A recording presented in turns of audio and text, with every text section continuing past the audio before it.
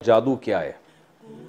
देखें, जादू का आजकल बड़ा ज़ोर है। फ़लाँ जादू सास ने बहू पे कर दिया, बहू ने सास पे कर दिया, फ़लाँ ने ढिमकाने पे कर दिया, मेरा कारोबार नहीं चल रहा। तो ये बात खूब जहन में रखें कि जादू असबाब ज़ईफ़ा में से है। असबाब ज़ईफ़ा कहते हैं कि उन असबाब में से है जिन पर अक्सर नतीजा मुरतब नहीं होता। हम दुनिया में जितने भी काम करते हैं ना, तो हर काम के कोई ना कोई सबब होता है, रीज़न होती है। मिसाल के तौर पर आपको प्यास लग रही है, तो आपकी प्यास बुझेगी नहीं जब तक पानी नहीं पिएंगे। तो जब आप पानी पिएंगे तो प्यास फ़ौरन बुझ जाएगी आपकी, लाजमी बुझती है, अल्लाह की आदत है। भूख के वक्त जब आप खाना खाएंगे तो खाना खाते ही आपकी भूख मिट जाएगी, लाजमी मिटेगी, अल्लाह की आदत है। तो ये वो असबाब हैं जिन पर नतीजा लाजमी, यानी जिनका रिज़ल्ट हम देखते हैं कि लाजमी होता है, अल्लाह की आदत है ये। कुछ असबाब ऐसे हैं कि वो इख्तियार किए जाएँ तो रिज़ल्ट अक्सर निकल आता है, लेकिन कभी कभार नहीं भी निकलता। जैसे आप बीमार हों और आप इलाज करते हैं तो उमूमन फ़ायदा हो जाता है, लेकिन कभी कभार फ़ायदा नहीं भी होता। दवाएं खाते रहते हैं, कोई असर ही नहीं होता। तो ये वो सबब है जिस पर अक्सर रिज़ल्ट निकलता है।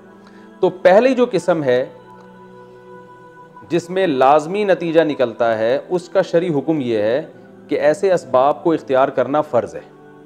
मसलन आपको प्यास लग रही है, पानी आप नहीं पीते और आप अल्लाह पे तवक्कुल करते हैं कि अल्लाह मेरी प्यास बुझा देगा, और इसी प्यास से आप मर जाते हैं तो आपको सवाब नहीं मिलेगा बल्कि ख़ुदकुशी का गुनाह मिलेगा। क्योंकि अल्लाह बताएगा क़यामत के दिन कि मैं तो जब भी किसी की प्यास बुझाता हूँ तो पानी के ज़रिए बुझाता हूँ, तुमने सिर्फ दुआ मांगी, पानी पीने का इंतज़ाम किया नहीं, तो मैं तुम्हारी प्यास नहीं बुझाऊँगा और तुम मर जाओगे तो ख़ुदकुशी का गुनाह मिलेगा।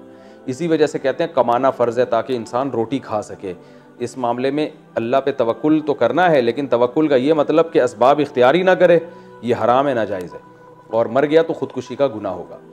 दूसरा जो असबाब हैं जिनमें आता है कि कभी अक्सर नतीजा मुरतब हो जाता है लेकिन कभी कभार नहीं भी होता, वो है बीमारी में इलाज करना। अब आप बीमारी में इलाज करते हैं तो अक्सर ठीक हो जाते हैं, लेकिन बाज़ दफ़ा नहीं भी होते। तो ये वाला सबब जो है ना, ये इख्तियार करना सुन्नत है, फ़र्ज़ नहीं है। यही वजह है, तमाम फ़ुक़हा का इस पर इत्तिफ़ाक़ है कि अगर आप बीमार हुए और आपने इलाज नहीं कराया और आप मर गए तो गुनाह नहीं होगा, आपको ख़ुदकुशी का गुनाह नहीं होगा। क़यामत के दिन आप अल्लाह के सामने आते हैं तो अल्लाह आपसे पूछता है कि तुम जब बीमार थे तुमने अपनी ज़िंदगी बचाने के लिए इलाज क्यों नहीं किया? तो आप कह सकते हैं अल्लाह मुझे कोई यकीन थोड़ी था कि इलाज करके शिफा मिलेगी, बहुत से लोग हमने देखे इलाज हुआ फिर भी नहीं। तो मैंने कहा हो सकता है हम भी ठीक ना हो, तो अब मैंने सिर्फ तवक्कुल किया तुझ पर, तो सवाब तो नहीं मिलेगा लेकिन गुनाह भी नहीं मिलेगा। क्योंकि बहुत दफ़ा ऐसे होता है बग़ैर इलाज के ठीक हो जाता है आदमी, और बहुत दफ़ा इलाज करने से भी ठीक नहीं होता। तो इसलिए कहते हैं ताकीद है, इलाज करना चाहिए, लेकिन इलाज करना कोई फ़र्ज़ वाजिब नहीं है। कोई इसमें अल्लाह पे तवक्कुल करना चाहे तो तवक्कुल कर सकता है, अगरचे उस तवक्कुल का सवाब नहीं मिलेगा लेकिन गुनाह भी नहीं मिलेगा, बल्कि नामुनासिब कहा जाएगा इस तवक्कुल को, क्योंकि इलाज करना पैगम्बर की सुन्नत है। तीसरी किस्म उन असबाब की है जिन पर अक्सर नतीजा मुरतब नहीं होता, कभी कभार तुक्के में हो जाता है। तो ये तावीज़, रुक़िया और ये जो है जादू, ये ऐसे असबाब हैं जिन पर अक्सर नतीजा मुरतब नहीं होता। क्योंकि अगर इन पर ज़्यादातर नतीजा मुरतब हो रहा होता तो निज़ाम आलमी तबाह बर्बाद हो जाता। जादूगर सबसे पहले क्या करते, वो अपोजिशन वाले किसी जादूगर को लाते और जो हुकूमत में है उसके ख़िलाफ़ जादू करके उसकी हुकूमत को ख़त्म कर देते। हुकूमत यानी सब जादू ही खेल रहे होते पूरी दुनिया में, और जादूगरों की इस पूरी दुनिया में मौज होती। जादूगर ये करते, जादू के ज़ोर से ये बना दिया, कभी वो बना दिया, कभी यूँ बना दिया, एक निज़ाम आलम तबाह बर्बाद हो जाता सारा। तो इसलिए जादू को अल्लाह ने ज़्यादा ताकत नहीं दी है। जादू में असर अल्लाह ने दो लिहाज से, जादू एक कमज़ोर सबब है। नंबर एक कि जब जादूगर जादू करता है तो पहली बात तो ये कि ज़रूरी नहीं कि जिस पर जादू करे उस पर असर हो जाए। लाखों में किसी दो चार पर हो सकता है, ज़्यादातर पर नहीं होता। और दूसरा ये भी है कि जितना जादू करेगा ज़रूरी नहीं उतना असर हो सकता है उसका आधा 50% हो। उसने तो जादू किया था मारने के लिए, मगर आप मरे नहीं, थोड़े बहुत कुछ असर हो जाए आपके ऊपर। तो ये जादू एक कमज़ोर चीज़ है। सवाल पैदा होता है, अगर जादू कमज़ोर चीज़ है तो रसूलुल्लाह सल्लल्लाहु अलैहि वसल्लम जो सय्यदुल अंबिया थे, इतने ताकतवर थे, उन पर क्यों असर हो गया? तो उलमा ने उसकी हिकमत बयान की है कि आप सल्लल्लाहु अलैहि वसल्लम पे जादू का असर अल्लाह ने होने दे दिया था। इसलिए होने दे दिया था कि यहूदी आपको जादूगर कहते थे। अगर आप पे जादू का असर ना होता तो यहूदी ये प्रोपेगेंडा करते कि देखो हम तो पहले ही कहते थे ये जादूगर हैं, तो हमने इन पे जादू किया, इतना ताकतवर जादू, इनको कुछ भी नहीं हुआ, तो ये इसकी अलामत है कि माज़ अल्लाह ये जादू का तोड़ इन्होंने कर लिया है। तो इसलिए अल्लाह ने आप पर होने दिया ताकि लोग आपको बशर समझें, आम इंसानों की तरह, और लोगों को यकीन हो जाए कि आप जादूगर नहीं हैं। तो ये हिकमत थी।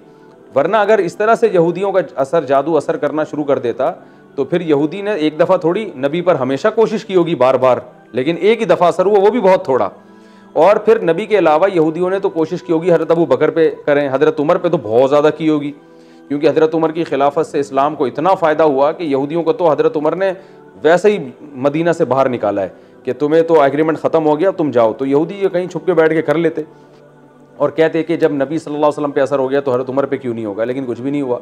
और हमें कोई नहीं मिलता कि हज़रत उमर ने कोई तोड़ की कोशिश की हो, क्योंकि सहाबा कराम इन चीज़ों में ज़्यादा नहीं वो पढ़ते थे।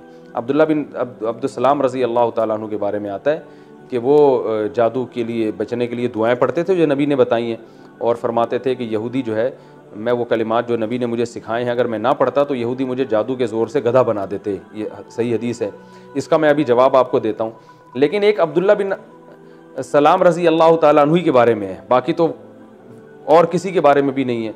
तो बहुत कम मिलता है हमें सहाबा में कि फला, दो चार और भी हैं, बाद सहाबियात हैं, लेकिन उमूमी तौर पर ऐसा होता नहीं है।